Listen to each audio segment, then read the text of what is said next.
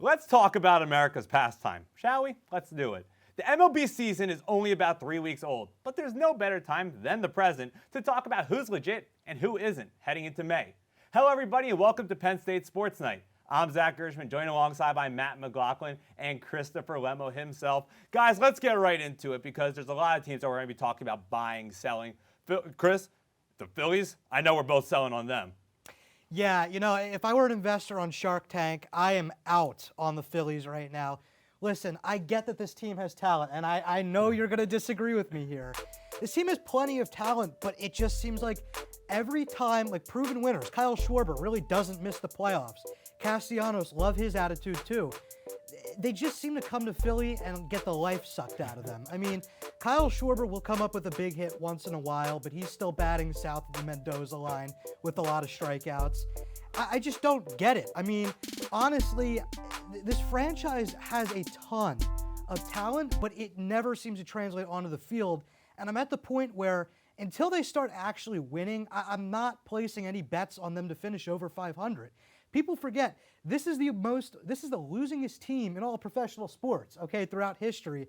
I don't understand why this team is going to be any different. They're going to have to make a big change either somewhere in the managerial area, maybe, or a big trade to kind of get the locker room going. But right now, they just don't seem fired up. Kyle Schwarber, on Sunday Night Baseball was the most fired up I've seen from a Phillies player in a long, long time, and that was arguing balls and strikes. So I just don't see any passion from this club. I don't see any energy, and quite honestly, it just seems like a place where talent goes to die outside of Bryce Harper. Well, hold on. First of all, positive spin zone here as we do as Philly fans. The stock price can't get any lower, so if you're looking for a big return, invest in the Phillies. And also, that guy to the left of Kyle Schwarber, Angel Hernandez, if he didn't have the vision of Mr. Magoo, the Phillies could have actually won that game. I'm not going to ditch on this team immediately. 11 games into a 162-game season, who's going to do that and bail on this team with some proven winners? I will bail on the New York Mets. They're 12-5 coming into this week. This is the definition of a poverty franchise if we've ever seen one. Last time a championship, Ronald Reagan was in office. Excuse me? I've seen old VHS tapes as old as that. The Mets, I'm never sold on them. Jacob deGrom can never stay healthy. And we're going to rely on an almost 40, coming up on 40 by the time that contract runs out, Max Scherzer. And where's the offense going to come from? I don't see it coming into the postseason. And so for that reason, I'm absolutely selling on the Mets and Francisco Lindor probably doing the thumbs down at some point later on this season. I have to say, optimistic from a Philly fan standpoint. Are you from around here? Optimism doesn't exactly flow eternal in Philadelphia, at least in the sports world. But I don't know. The Mets pitching staff, you got guys like Tyler McGill. They seem to have breakouts there. Carlos Carrasco looks a lot better. And Atlanta's also going to get Acuna back. But we've seen this before from the Mets. They get off to hot starts, and then they collapse in the All-Star break because that's what the Mets are meant to do. They will always be the little brother to the Yankees. Here and there, they'll catch fire and then win a World Series maybe. But as for the Phillies, I'm putting way more stock into the Phillies. Joe Girardi, World Series winning head coach. Kyle Schwarber won a World Series with the Chicago Cubs. He knows what it's like to end a World Series drought. Bryce Harper wants to win more than anything, so I'm going to put more faith into the Phillies than the Mets. I will say it's interesting how both of you guys are selling teams in the NL East, and that says something about the division as well. But we're talking about selling here. Now money talks. We know that better than most, especially when it comes to the price that baseball has. Let's buy into some teams. Matt, who you got? The Toronto Blue Jays. Give me Vladdy Guerrero Jr. He's off to a red-hot start. He's hitting over 350 going into this week.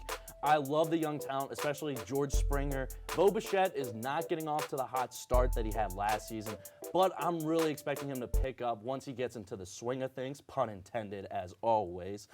But I'm really sold on the Blue Jays. I don't buy into the Yankees and the rest of the AL East. I would agree with you on that. Toronto's going to need them to be good because they'll probably be the only pro sports team playing up there in the end of the week. But all that being said, I have to buy on the Milwaukee Brewers. That pitching staff, a lot of talk about the Mets pitching staff, and I get that they have Scherzer and deGrom, although only one of them has played so far. But that Brewers pitching staff, I think, is the best in all of baseball. They have the returning Cy Young, and quite honestly, they have 3 or 4 guys in that rotation that on any other team, I think you could put at the 1 or 2 spot in that rotation. It's all going to be a big question about the bats there. If the bats hit even a little bit, like I'm not talking like even top half of the league, I'm talking like 20th in the league, I think they win that division. I think the Cardinals are going to get banged up at some point. I know right now they're completely healthy. Once they do get banged up, that rotation has no depth. I'm a firm believer that pitching wins championships. And Milwaukee, everybody talks about Cleveland being the pitching factory. Milwaukee is the pitching factory. And as for the Brewers, Christian Yelich is really going to make this team go. He's come 2 years off of that heartbreaking injury where he could have won MVP. I think he's going to really hit his stride coming off a 2-year gap. And he wants to be one of the best hitters in baseball. This was a guy that we're putting up against Mike Trout. So if Yelich can get back to all-star form, maybe MVP form, the Brewers are a team to absolutely watch out for. Yeah, the Christian Yelich we know in the top right corner, that's the type of Christian Yelich that could go against a guy like Mike Trout for being one of the better guys in the league, especially at the dish. But we all know, as we've mentioned throughout this, we're definitely Philadelphia fans. It's been proven. But we also know that one of our famous owners decided to say that they want to spend stupid money, so let's gamble a little bit here. Chris, if there's a team that you're kind of iffy on, but you're still willing to put your money down on to buy into, who do you think is going to be? I'm rolling the dice on the Minnesota Twins. You know, they finished in the last place last year, so yes, a bit of a gamble here, but that's what we're all about. So I really like this team in terms of I think the pitching has gotten a lot better. Joe Ryan has stepped up coming over from that Tampa trade. They've got a couple other guys as well in that rotation that have stepped up. The lineup has been a bit hit or miss. They got a lot of guys with power, but not a lot of guys that get on base with contact. And I think that's where Gio Urshela comes in from that New York Yankees trade that happened just before the season started. I think that they're going to be a pretty good team. And quite honestly, we talked about how the NL East has been a little bit shaky outside of the Mets to start. That division is really shaky, the AL Central. I mean, I don't see Kansas City coming out of that. Chicago is really banged up. Detroit is iffy. I mean, why not Minnesota? And again, I think if the bats pick it up, which I think they will, as a certain person out there has a shirt that says the land of 10,000 rakes, they got a lot of guys on that team that can really rake. So once that offense picks up, I expect them to take over the division. I think the biggest component is Eloy Jimenez going down with a hammy injury. We don't know how long he's going to be out, and that really opens the door for the Twins. They got to win a playoff series at some point. We weren't alive, I think, the last time they won a playoff series, excuse me. But I'm really going to take a gamble. Chicago Cubs. We're going to the other side of the Windy City. I love Seiya Suzuki because he makes balls fly in Wrigley Field. Willson Contreras will not tolerate BS from anyone, which is exactly what this team needs. Someone to get the swagger going. Ian Happ looks amazing, like the prospect the Cubs thought he could be a couple of years back. And so you combine all those things, I think David Ross is finally setting in as a manager and finally has a group of guys that he can get behind. Doesn't have to deal with the Bryant, the Rizzo, and the Baez enigmas that we eventually found out were to be. So the Cubs, watch out. I think they could be a real force come June or July. I agree with you on that, actually. I think the Cubs offense looks really good, a ton of power. The key there is going to be the pitching staff. I'm a little bit iffy on that pitching staff, but if they're able to be at least average with the way the lineup has been hitting, I mean, they just hung 3 touchdowns on Pittsburgh, so which is not that hard to do, but still.